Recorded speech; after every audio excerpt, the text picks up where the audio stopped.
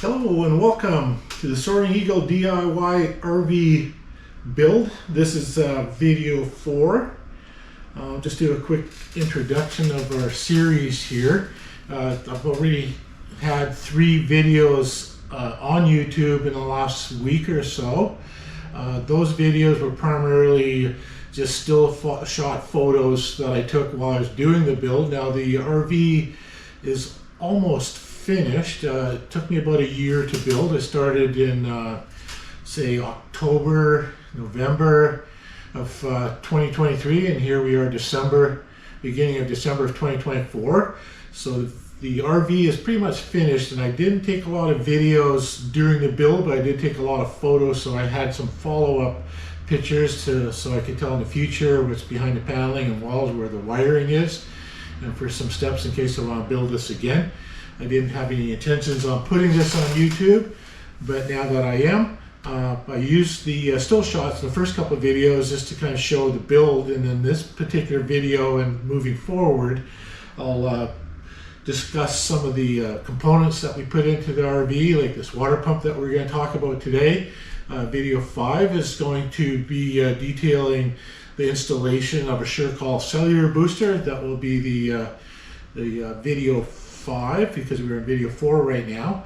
So let's jump right into this and just go through what we have in front of us here, and the SureCall, well, not the SureCall, but let's call it the FloJet water pump, the FloJet RV water pump. Now I picked this up on YouTube almost a year ago, and had it in my inventory until I got ready to have it installed in my RV. And it's already installed in the RV, and later we'll drive out there and have a look at where it's installed. But right now I have a pump in front of me here that will just kind of run through some features. I highly recommend it. So what I want to do right now is just go over some of the features of the pump. So to start off with, what I'd like to say is that JetFlow suggests that you don't need a noise reducer, or it's called an accumulator, inside your RV. So normally when water pumps turn on and off and the pressure is building up and decreasing, etc., it kind of makes some chattering noises or thumping noises, etc. Or you'll even hear the water pump vibrating because it's attached to a floor or solid surface and stuff. So this particular water pump is really quiet. I'm really impressed with how quiet it is. It is attached with rubber mounting feet that comes with it, so that it's going to take a lot of the vibration out when it's running. Now it has a built-in suppressor to keep the water pressure accumulation noise down to a bare minimum. And like I said, I did put an accumulator on mine nonetheless, just to have some extra features on it. Now, what I'm really impressed about this is a quick disconnect of this system. It comes with some little levers that you pull out to take connectors in and out, and I'll just take these out here right now. Pull that back a little bit. There we go. All right, so now that we've got it pulled out, and the unit does come with a series of connectors depending on what you want to hook it to. And it also comes with a water filter that you would put in a line, and it has a quick disconnect on it as well. Now, to know which side that you would put the water filter on the back of the pump, there is an arrow that shows the water flow direction when you're pumping. Now you've got your input over here and your output over here. That's going to go to the RV, and this is going to come from your water holding tank, your reservoir, and stuff like that. So that's the side where the water filter would go into. And while we're in that mode, what I'll do right now is the water filter will, the connectors do come with a rubber O-ring seal, and then there's 2 plastic bushings on there as well.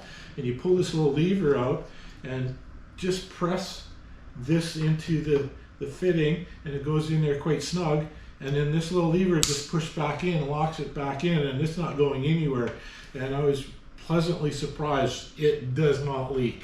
At first I thought, oh come on, this thing's going to leak on me, and I've had it for a year now, and it does not leak. It's worked really well. And then on the other side of the water filter is also a quick disconnect that your line to your water reservoir, your holding tank would go to, and that would be attached to another quick disconnect connector like this with your water line attached to it, going off to your holding tank, and that will just get that in there the right way. Just press in, same thing, and just snaps into place, and then this will take off over to your holding tank. Now, another feature that's really nice about this quick disconnect, and we'll see that later when we go out to the RV, we'll actually drive out there and have a look where I have it mounted, is if you want to winterize this, the piping inside your RV. We do live in Canada and it does freeze up here, believe it or not. We're just in Chilliwack here outside of Vancouver, but we have freezing temperatures and we don't want to destroy what we've just built. So we can just quickly pull that out, and what I've done is I've have a little pipe that's probably about 3 feet long. We'll see that later as well. And I have one of those quick disconnects put onto the pipe. The other end will go into the antifreeze tank that we're piping into the system, and this would just plug right in there, snap it in. There the line goes down to the antifreeze line, turn on the water pump and pump the antifreeze through all your water lines, water mains and stuff until it's finished, and turn it off. And then when you're finished, you can just disconnect the water line, pull it back out and put your main line back in, and voila, you winterize your unit. And so really handy to be able to do that, you know, with this disconnect. And then on the other side here, of course, is your outflow that goes to your lines to your sink and your shower and your bathroom, etc. So that's where that would go to, and it also has a quick disconnect on there. And we've already gone over the features of the noise reducing rubber feet, so that's a really good bonus on there to keep it nice and quiet. Now what I want to show you is quickly the connectors. The connectors that do come with a water pump, they're a little bit on the larger size from your typical shark bite connectors. And what I'm using here is a 1/2 inch PEX A water pipe, and it's really difficult to fit it onto the plastic pipe without having, you can buy yourself a tool to enlarge the ends on it and then quickly push that in and have it crimp back down as it contracts and stuff. So you could use that tool, but what I found quite easily done is I've already attached a connector on here, is I just used a typical hair dryer blower, put it on high heat, and okay, it's actually this end here, so I actually just heated up the end of the pipe for about 2 or 3 minutes and quickly set down the hair blow dryer and then worked the fitting onto it really quickly. And as it cools off, the pipe shrinks down and it's not coming off. It's tight. It's not gonna leak and it's not going anywhere. So that's how I put mine on. Now you could buy yourself an expansion tool and just expand that pipe, fit it on top, and then have it contract. And you could probably even put an O-ring on it if you wanted to, but it was necessary in the way that I did it, and it puts on there and then it'll just fit right into your water pump, and you've got a tight fitting on here. Now the rest of the pipe, and using the shark bite connectors, it actually goes quite easily. I have one more O-ring crimping connector to crimp the pipe down left here on the table. And what I'll just quickly do is we'll take this one here from the previous demo and we'll just cut it off. And this pipe cutter actually comes with the PEX pipe when you buy it on Amazon. I'll just put a quick picture link on it here right now and show you. So that's the PEX A pipe that I ordered on Amazon, and this cutter that we are using here actually comes with that. So it may not be in future orders, I don't know, but it came with my pipe, and it was very handy. And while we're talking on the pipe now too, there are 3 different kinds of PEX pipe available: PEX A, PEX B, and PEX C. The PEX A is a highly recommended one for doing RVs at home, and it's also more pliable, meaning that it'll bend a little bit easier. The other one, PEX B and PEX C, are a lot more rigid and tough and kind of difficult to get around corners, and it has a lot more memory retention, where this one here, you can straighten it out because it comes in a circle like that, so it'll be kind of bent in a loop, but you can straighten it out and make a nice neat install with it and stuff. So PEX A is definitely the way to go. Now we'll get back into this little crimp mode here that we've got going. So what you would do is just put this little crimp connector on the pipe before you put the connector on, and then we'll just slide that on there. And now the shark bite, which I get from Home Depot, it's probably all on Amazon as well, but I picked all of my shark bite connectors and tools and crimping up at Home Depot in our local store. Works really well. So what I do want to show you is, for the piping that goes further on, that be another video and stuff doing the plumbing of the system. But since we're on the pipe here and the connectors, it slides on there a lot easier. You don't have to heat it up to get it on there. It'll fit inside, but it'll be snug. And you push it in till it butts right up against the end there. And then there's two little stops on each side, and your crimp connector will just slide up against that, and it'll look somewhat like that. Okay, and then what I have here is a crimping tool. Now I bought this at Home Depot as well. I didn't get it on Amazon, but this came through Home Depot, and I'll put a link onto the video below as on this item as well. And it opens up on the jaws there, and what you do is you just set that inside like that, and it's a rotating handle, and you just tighten it up and give it a little pressure on the handles and crimp it up, and there we go. And it's not going anywhere. It's on there nice and tight. So that's how I did all my plumbing and the rest of the RV moving out from this water pump. And so I just did a little pre-cover on that, so that kind of covers those things.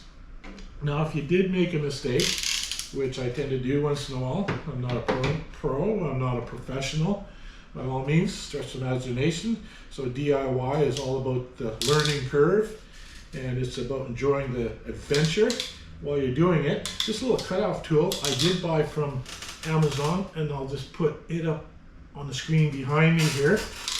And it's about, when I purchased it, it's $46 from Amazon, the cutoff tool. So if you did make a mistake in your crimping and you had to redo it or take something apart, this little cutoff tool will just fit inside that little crimp there, and you just give it a good old-fashioned squeeze and you bite it off, and then it just takes a little bit of work with a plier to get that ring off, and then you can detach your thing and fix up your solution, your problem that you created for yourself, and on you go. So that kind of covers some of the fittings and the tools, etc. Your cutoff tool, or your crimping tool, and your cutoff tool, and your pipe cutting tool, which works really well, and it came as a bonus with the piping that I showed you earlier.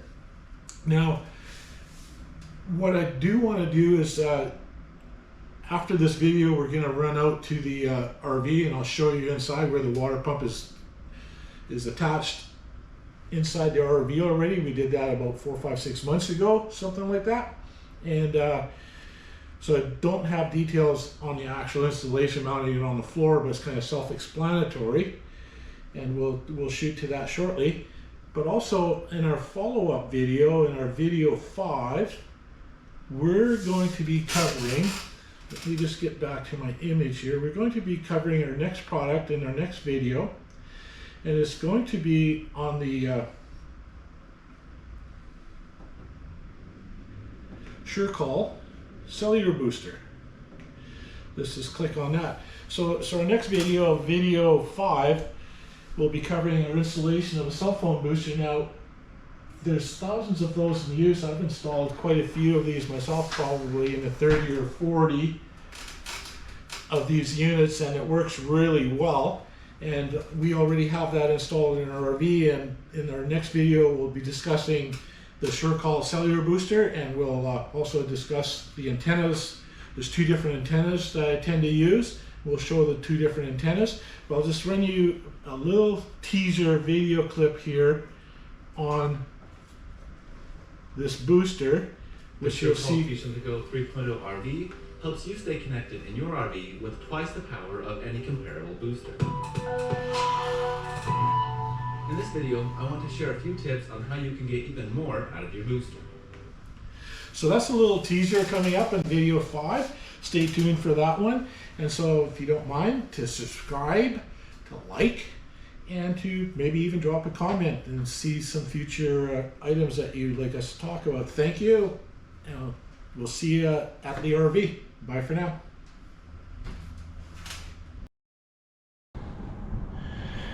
Now that we've gone over the details of the FloJet RV water pump, let me take you inside the RV where we have it installed underneath the kitchen cabinet. I've removed the base plate here so we can get a good bird's eye view of the water pump. It's mounted on rubber feet, and in the front here, coming off of the fresh water tank with a open and shut off valve, is attached to the input of the water pump. And then on the back here, there's a little lever that you pull out, and you can just pull out the attachment. And then from there, what you can do is hook up your little winterizing kit. We've already made an attachment that fits right into the water pump, and that end of the hose goes inside the tank, and you turn on the water pump up here, just flick it on